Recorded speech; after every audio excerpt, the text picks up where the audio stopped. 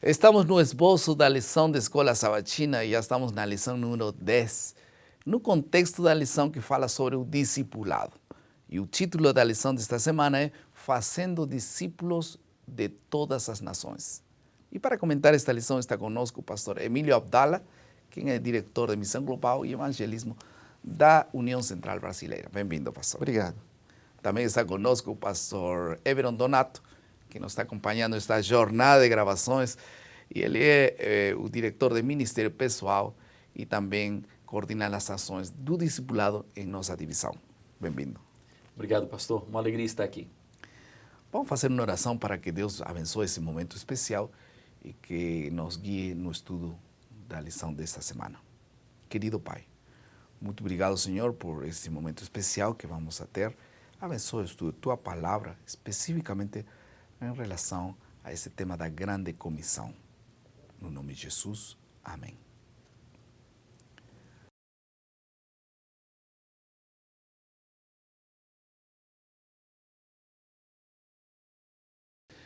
Carlos era um jovem que sonhava com ser missionário além do mar, é decir, que viajar para outros lugares distantes. Tinha 2 anos de batizado e o seu fervor missionário ardia em seu coração. Ele dizia que seu grande sono ou realização seria dedicar 1 ano de sua vida a Deus. Mas enquanto esse dia não chegava, sua vida transcorria normalmente, poderíamos dizer passivamente. Até que um dia, na universidade onde ele estudava, um professor ateu desafiou a fé dos seus alunos e ele sentiu-se incomodado por aquilo. Em sua aula não havia nenhum crente, ele era o único, assim que decidiu partilhar e compartilhar sua fé com outros.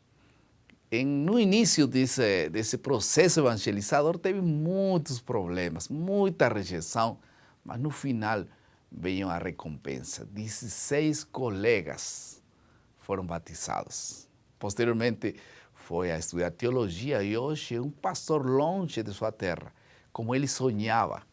Ele disse o seguinte: todo lugar onde as pessoas estão é o campo missionário. O melhor sermão não é pregado no púlpito da igreja a cada sábado, é onde estamos, onde nós moramos, onde damos testemunho de nossa fé. O foco da lição desta semana é reconhecer o reino de Deus, que não é limitado por fronteiras étnicas nem geográficas. É para todo lugar, para toda pessoa.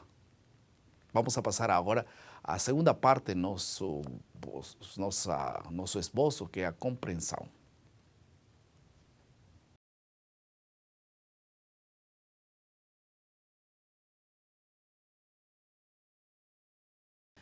Vamos a ter 2 assuntos para discutir em este momento sobre a compreensão. Em primeiro lugar, vamos a falar um pouco sobre como o amor de Deus não tem fronteiras.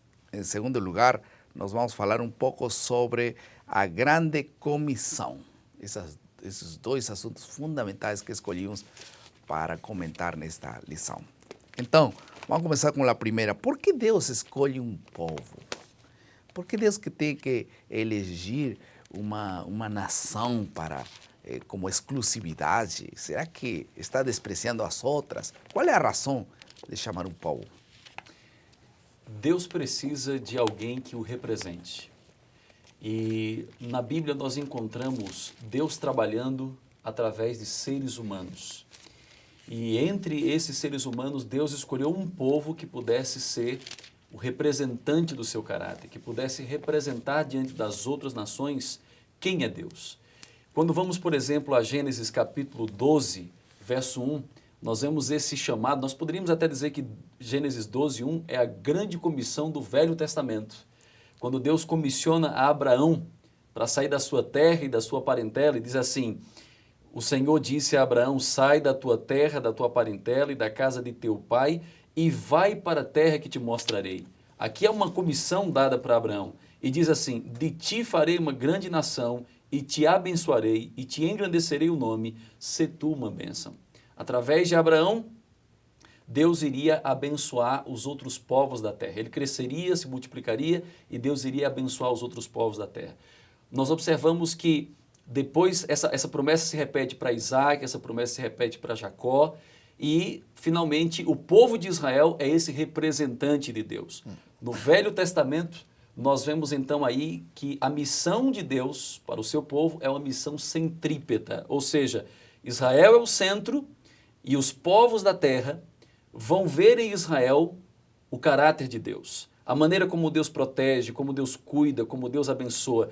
Então Israel seria o centro que atrairia as pessoas, revelaria aos outros povos quem é Deus.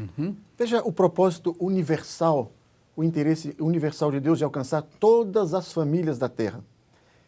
Quando o povo de Israel saiu do Egito, veja a preocupação de Deus com os estrangeiros que estavam habitando entre eles, não é? Muitas vezes Redor, e ao estrangeiro que está no meio de vocês. Ele diz, ame o estrangeiro que está junto de vocês. A mesma passagem que o Senhor Jesus Cristo diz, ame a Deus e ame ao próximo como a si mesmo. Então, essa passagem foi aplicada a esses Em estrangeiros. alguma ocasião eu vi na Bíblia, e eu gostaria que coloquemos nos créditos o texto, Deus disse que amou a Egito e chama Egito de seu povo. Inclusive fala de Síria. Para nós sempre foram inimigos, né? Nós vemos todos os povos pagãos como pessoas descartáveis, né? Não, Quando desde o para início- Deus foi todo o contrário. Veja, né? por exemplo, aquela passagem de Isaías que diz, a minha casa será chamada casa de oração para Todos os povos. todos os povos. Veja, por exemplo, quando Salomão faz a oração no templo, ele diz, se as pessoas orarem, etc. Mas se o estrangeiro aqui vier também e orar, então desde o início o propósito universal, o propósito missionário de Deus era universal, alcançar a todos. Essa é uma lição que é repetidamente destacada no livro de Salmos. E esse é um privilégio e também uma responsabilidade, né? Ser povo de Deus. Porque, por um lado, ser povo de Deus é um privilégio. E veja, pastor, esse privilégio, ele é acrescido de responsabilidades. No Velho Testamento, então, Israel, como nação, é essa testemunha de Deus. No Novo Testamento, agora, o Israel espiritual de Deus, o povo de Deus, é a testemunha que continua sendo o representante de Deus para todos os povos.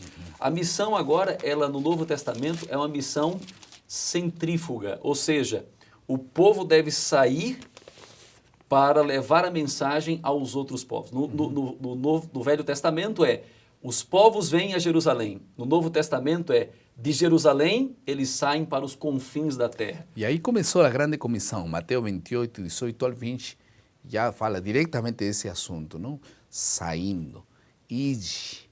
Então, em que consiste essa grande comissão? Qual é o sentido dessa grande comissão, pastor Abdala?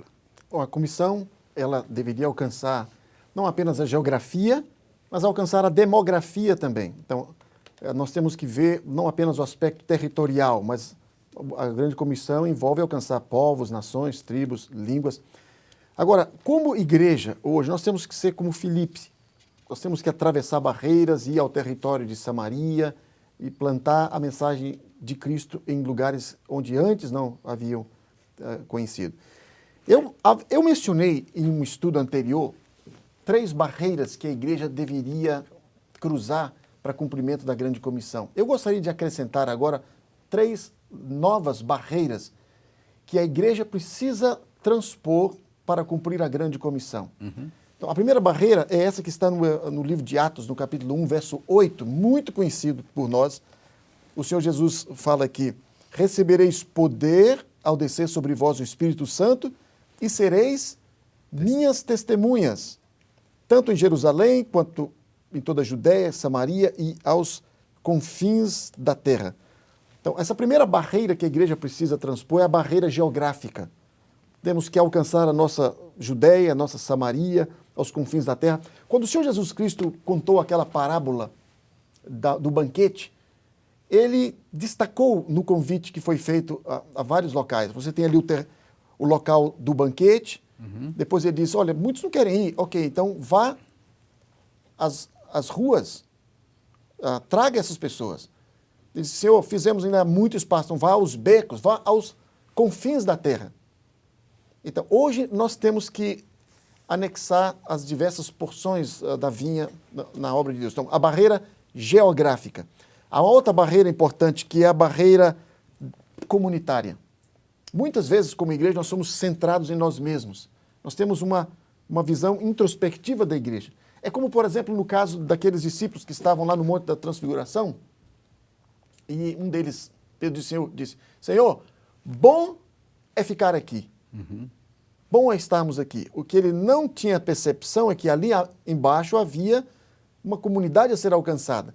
Muitos de nós queremos tratar a igreja como um clube social e dizemos, bom é estarmos aqui. Temos que transpor a barreira da comunidade e anexar outras culturas. E, finalmente, nós temos uma outra barreira também, que é a barreira cultural e religiosa. Você sabe, a religião tanto une quanto separa as pessoas. Mas nós temos que alcançar outras culturas, outras religiões, como no caso da mulher samaritana, como Filipe, que foi a Samaria, ou, por exemplo, Pedro, que teve que transpor a barreira da comunidade, essa barreira religiosa, e ir a Samaria e entrar na casa de Cornélio. E toda essa frase, perdão, nação, tribo, língua, povo, atinge todo, né? Não há nenhuma, aí está a língua, não há nenhuma coisa que deve ser excluída dessa grande comissão. E o que eu acho interessante é que, apesar de todas essas barreiras mencionadas aqui, nós devemos ter a certeza da garantia, a garantia de que Deus estará conosco. Exato. Há 4 todos na grande comissão. O Senhor fala que Ele nos dá toda a autoridade a todas as nações, ou seja, ninguém deve ser excluído do plano da salvação. Todas as coisas, ensinando a guardar todas as coisas. Não alguma só. Exatamente. E, por fim, estarei convosco todos os dias até a consumação. Maravilha. Então, nós temos esses todos e Deus nos acompanhando no momento em que nós vamos cumprir essa grande comissão.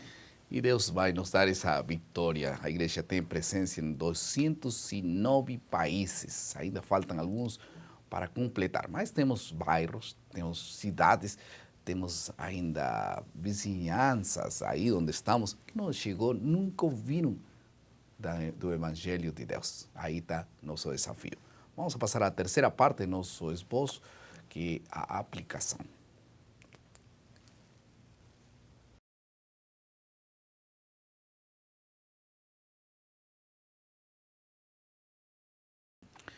Como tudo isso se aplica à nossa vida hoje? Há tribos urbanas a quem nós temos que chegar, a estrangeiros em tua comunidade, membros de outras religiões, pós-modernos, ateus, a teus próprios vizinhos, são terras e lugares que temos que alcançar. Por isso é que é um desafio. Vamos aplicar a lição desta semana, pensando como e a quem nós precisamos alcançar. Não é apenas que saibamos, sino que coloquemos em prática. E isso será muito importante para crescer espiritualmente na fé. Vamos passar à última parte do nosso esboço, que é a criatividade.